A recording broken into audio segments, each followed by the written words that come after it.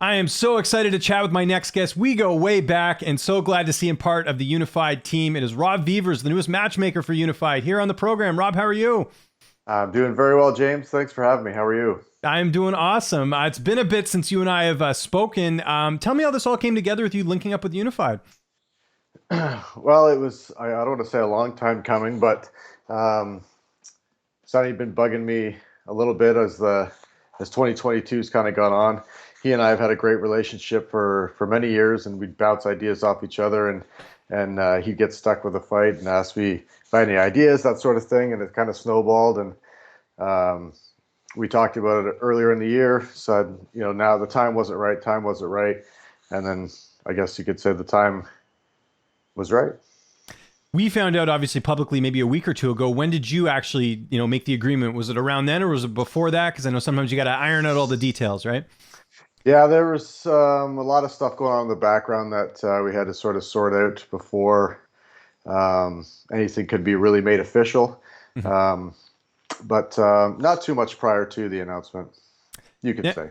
Yeah, and you bring a wealth of knowledge. I mean, the second you got hired, I was like, awesome, because you and I go way back. I remember when you used to just cover MMA, and then you started doing some management. You've done a bit of everything, right? Yeah. For people who might not be familiar, just Cole's notes. What's your background in MMA for people who might want to know? Yeah, so I started way back, I think it might have been like 2010, give or take, doing a radio show at McMaster University. Started out as a sports show, and then Steve and those fellas with the Hammer MMA were doing their show right after mine, and they were UFC Bellator. Um, and then friends of mine like Adam Asenza and those types of guys were coming up through the score. So they asked me to cover it for them through the Hammer, shift gears to an all MMA show, regionally based, which snowballed into getting picked up by a website. He managed guys, asked me to help him, so on and so forth. So then with BTC, sort of same type of idea where they needed someone to do it. I said I thought I could do it. Here's an idea of what I could do. Boom, and here we are today. That's great. Yeah, again, a lot of experience. Why Unified? I mean, we know the deal with Fight Pass. We know so many fighters that have gone through Unified and gone to the UFC. It seems like an easy decision, but was it like take me through the decision of accepting this role? Certainly not an easy one. It'd be easy to say that it was, but it was not an easy decision, simply because I had something great previously. I was really enjoying myself. Previously, the strong appeal, I guess, with Unified is it's without a doubt the largest promotion in the country by a lot. So I got a ton of respect for Sonny and the brand and the history, and the opportunity to put on massive fights. This card coming up in September is a prime example of that. May was an example of that. That was super appealing to me. And again, I've known Sonny for a very long time, so it was easy in that regard to sort of know what I'm working with. What were some of the challenges in putting together this card? And one that just sort of comes to mind is that you're based back east. Obviously, this is a promotion in Alberta. I don't know if the time change was a challenge, but what are some things that have been, some roadblocks that you've had in putting this card together? Finding vaccinated athletes Right. is the number one. The time zone thing doesn't really have a ton of effect on me so much, more so the folks on the West Coast, because they'll be, hopefully their phones ringers are off, because at 2:30 their time they're getting messages from me, because at 5:30 here I'm not thinking about what time it is in Vegas or California, whatever. So the time thing doesn't really bother me too much, them more so. But the vaccination thing has been plenty of roadblocks there. Yeah, no, I'd imagine I've heard that from a few fighters as well as to why certain fights aren't taking place. Let's talk a little bit about this card. Obviously, a great main event. We've got Chris Larson and Jamel Jones. Jamel's a guy I've known for quite some time, and good on PFL for loaning him out and giving him this opportunity here. Tell me how this came together and what can fans expect in the main event? Well, this is going to be, definitely one of Chris's toughest ones to date, if not by a lot, his toughest one to date. We were hoping to get somebody, evidently like Jamel, who's coming from a bigger show and raise sort of the platform and the visibility of the main event of this fight. And it came together Relatively well. Maurice was really pushing for this fight to happen. There was a couple other irons in the fire that were being entertained that didn't quite work out, but this worked out pretty well at the end of the day. Jamel and Chris is going to be literally a massive fight. Yeah, I love the matchmaking there. Another great fight. I mean, there's so many good fights in this card, but how about KB Bowler and Curtis Milliner? Curtis, a former UFC fighter, just like KB. I know KB's had a hard time finding opponents, and props to Curtis for moving up and taking this opportunity. Tell me about this getting put together, and again, what can people expect?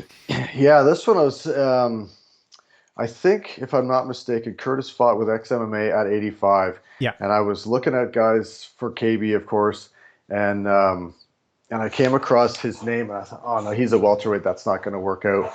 But I looked a little bit closer, and I thought, okay, well, his last one was at 85. This would be really exciting fight with KB.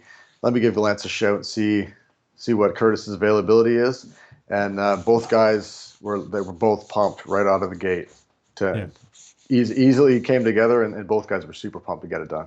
Yeah, and then just one more we got to mention, another UFC vet on this card, Brandon Jenkins. Of course, just 2 fights in the UFC. The UFC cut ties with them. Really big opportunity here for Neil Anderson. What can you tell us about this one getting put together? This was sort of the same type of deal. I mean, with what we're looking to do with Unified in specific areas, we know who's going to be not so much on the card, but who we'd like to see on the card. So a guy like Neil, right out of the gate, was on the list. Moving up to 55. So looking through and we want former UFC guys, former Bellator guys, big show guys. So going through, a list of some of the guys that were recently let go from the show. I thought, again, picked up the phone, give Lance a shout, and same deal. Both sides were really quick to jump on board, and it came together pretty well. That's going to be a super exciting fight. Anything on the horizon after Unified 46? Is there anything in the works? I don't know if there's anything you can mention, but obviously I know you guys have been pretty frequent with the shows, and I'm sure Fight Pass has been thrilled about the level of opponents and fights that have been put on. Yeah, I don't know. There's a couple things sort of closer to being announced, which is going to be really big news for Unified for Canada. December, there's a couple shows lined up for Alberta. 2023 is going to be like pack up the moving van, be a few different destinations lined up for next year and beyond. There's going to be that's a big goal. Another part of the reason why Sonny wanted to bring me on board was that he wants to take the show, across the country. He's dominated the West Coast and specifically Alberta. He's got his sights set on all the different provinces within Canada. Could use some more MMA here in British Columbia, just saying. What are some of your goals for Unified? I mean, again, you bring a wealth of experience, and this is a great opportunity here for being, like I said, a promotion that's on Fight Pass and really quality fights. What are some goals for you, Rob? I would say that to expand the brand nationally within Canada for sure. I mean, I'm sure there's folks on the Far East Coast that are aware of Unified. But they're probably not super in tune with the athletes and stuff like that. So sort of national awareness would be one of the ones on the forefront. Internationally is certainly something that we've had conversations about as well. So more just brand expansion is a big one, and just continuing to put on the biggest fights in the country.